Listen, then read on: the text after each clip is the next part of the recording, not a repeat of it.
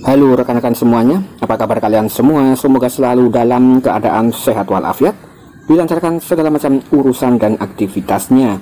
Dan di sini saya akan kembali menginformasikan tentang daripada perkembangan pergerakan informasi Pi Network ya, step by step menuju ke Open Mainnet. Nah, di sini adalah fase yang kita nantikan adalah fase berikutnya, yaitu fase Open Mainnet.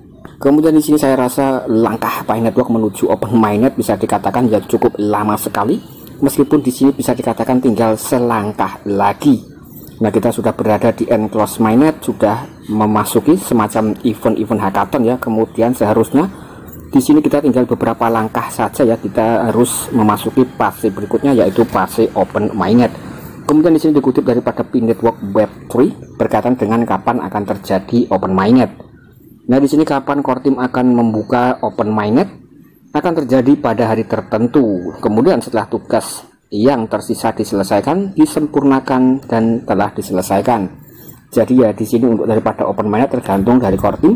Karena di sini kita masih dalam masa penantian core team ya, tentang daripada kematangan aplikasi ekologi ataupun dalam masalah KYC. Kemudian kalau kita lihat dalam Twitter Pi Network Web3, di sini juga memberitakan berbagai macam informasi tentang perkembangan Pi Network ya, step by step. Di sini juga berkaitan dengan Dr. Nicholas ataupun berkaitan dengan mata uang kripto Pi Network yang digadang-gadang sebagai currency berikutnya, ataupun di sini juga Pi Network yang diakui di seluruh dunia secara global. Kemudian juga masih banyak lagi ya. Nah, kemudian beberapa waktu yang lalu admin juga sempat membahas tentang daripada mata uang baru 2023 ya, yaitu adalah Bridge, dan Bridge sendiri underlyingnya itu adalah emas. Kemudian yang mensponsori adalah 4 atau 5 negara ya, yaitu ada Cina dan Rusia. Nah, kedua negara tersebut memiliki populasi penduduk yang sangat tinggi sekali ya, terbesar di dunia. Dan untuk daripada dominasi G7 itu bisa dikatakan ya akan sedikit terusik dengan hadirnya Bridge oleh 5 negara ya. Kemudian juga dilaporkan sebanyak 41 negara itu juga tertarik untuk join atau bergabung dalam Bridge, salah satunya adalah Indonesia. Kemudian kita beralih ke informasi berikutnya ya. Kali ini admin membuka Twitter CryptoLekven karena di sini CryptoLekven juga memberitakan informasi yang cukup lumayan mantap ya, ada narasi-narasinya. Dan CryptoLekven ini berasal dari Vietnam. Nah, di sini berkaitan dengan supply Pi Network menurut white paper. Total supply maksimal adalah 100 miliar koin. Dari jumlah tersebut komunitas Pi memegang 80%.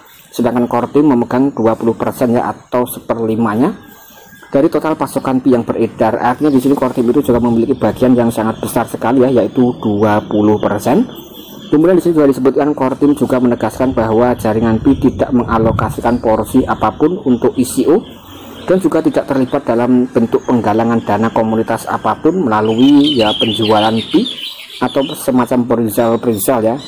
Jadi di sini koin Pi itu hanya bisa didapatkan dengan cara mining atau menambang dengan menggunakan smartphone atau dengan menggunakan node komputer aktif. Kemudian Pi dapat ditambang secara bebas dengan berkontribusi pada ekosistem. Nah, kemudian dari informasi tersebut dapat disimpulkan bahwa nilai Pi ditentukan oleh komunitas yang memegang Bitcoin ya, bukan oleh individu atau organisasi manapun. Kemudian kita juga bisa sedikit menyimpulkan tentang daripada total supply yang beredar. Core team mendapat bagian 20% dari 100 miliar, artinya 20 miliar dari total supply yang beredar ke depan. Yang mana di situ artinya adalah sangat besar sekali ya, dan ketika harganya itu sesuai dengan GCV, tentu yang akan diuntungkan itu ya adalah core team.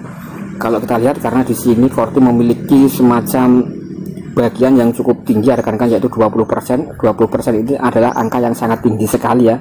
Dan rekan-rekan juga bisa membayangkan core team itu jumlahnya berapa orang saja, kemudian mendapatkan 20% ya. Kemudian di sini untuk daripada yang memining proyek Pi Network ini berasal dari berbagai mancanegara di seluruh dunia. Nah, di sini rekan-rekan juga bisa dibandingkan atau bisa sedikit mendapat gambaran ya. Ketika memang harganya itu harga GCV ya, core team itu akan bisa dikatakan ya sedikit mempengaruhi kekayaan ya orang kaya di dunia secara global. Core team pasti akan masuk ya sebanyak 50 atau 100 orang di dalamnya. Kemudian ketika Pi Network itu nanti bisa memiliki value atau harga ya di kisaran 100 atau 1000 dolar ya, rekan-rekan bisa dihitung secara mandiri. Nah, itu tadi adalah sekilas ya tentang daripada proyek Pi Network, yang mana di situ juga banyak sekali yang mengharapkan harganya itu GCV. Kemudian kita juga perlu untuk mengulas tentang value atau tentang daripada underlying di dalamnya. Kemudian kita beralih ke informasi berikutnya tentang jaringan Pi dan pencapaian yang membuat komunitas kripto sangat menantikannya untuk open mainnet ya, jadi menjadi kripto primadona. Sementara pasar kripto mengalami berbagai macam fluktuasi harga ya, kemudian jaringan Pi menonjol sebagai proyek yang berkembang ke arah yang berlawanan.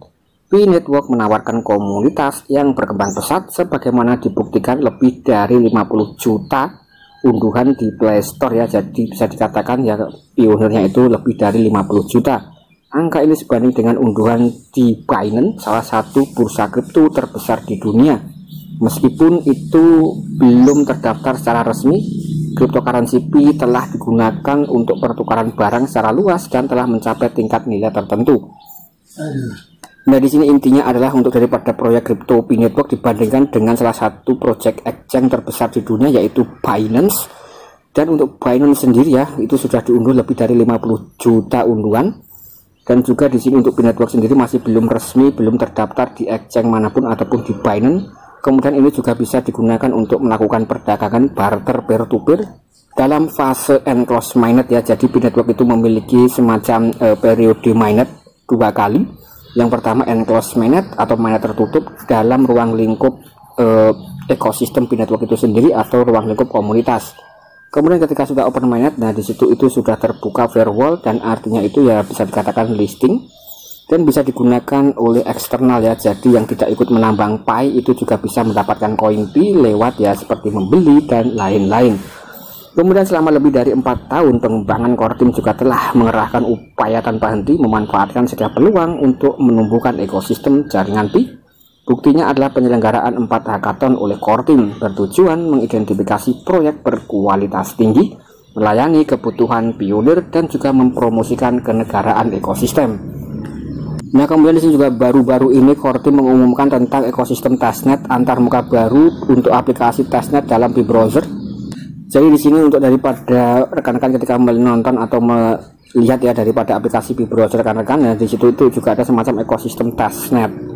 Kemudian selain itu jaringan Pi juga saat ini menawarkan sekitar 50 juta pengguna aktif di 230 negara di seluruh dunia. Pencapaian yang sangat luar biasa ya untuk ukuran project cryptocurrency, dan ini juga bisa dikatakan satu-satunya proyek kripto yang sudah menembus angka tersebut ya. Ini sangat populer sekali di seluruh dunia yaitu proyek Pi Network. Nah, kemudian kita beralih ke informasi berikutnya berkaitan dengan masalah KYC ya. Nah, di sini apakah pionir sering memikirkan hal-hal seperti itu sebelum tidur?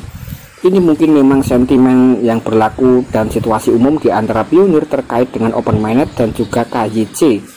Masalah ini muncul dari berbagai faktor, sebagian besar berasal dari perkembangan pesat jaringan Pi yang menyebabkan teknologi KYC kesulitan untuk mengikuti kecepatan ini. Kemudian saat ini core team telah memperkenalkan banyak penyempurnaan untuk menangani masalah KYC.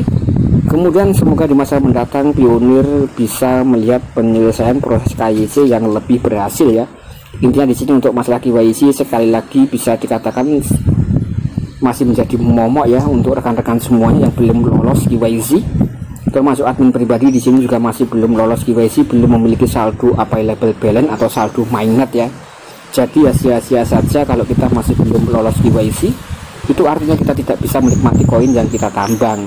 Maka dari itu sekali lagi ya untuk desakan agar terjadi KYC massal itu memang sangat masif sekali ya, dan semoga saja ya core team itu mengusahakannya atau bisa setidaknya itu dipercepat ya rekan-rekan untuk daripada KYC massal. Kemudian di sini apakah rekan-rekan itu sudah berhasil mendapat unggahan KYC atau belum? Nanti bisa tulis ya dalam kolom komentar. Nah, oke rekan-rekan, dan saya rasa sekian konten dari saya berkaitan dengan perkembangan pergerakan Pi Network ya step by step. Ini hanya sebagai bentuk informasi imunitas dari berbagai kalangan. Dan juga untuk informasi tentang kopdar-kopdar juga pernah admin sampaikan ya dalam channel ini. Di antara yang terbaru di Indonesia itu juga ada kopdar nasional GCV di Waduk Gajah Mungkur di wilayah Wonogiri, Jawa Tengah di Indonesia.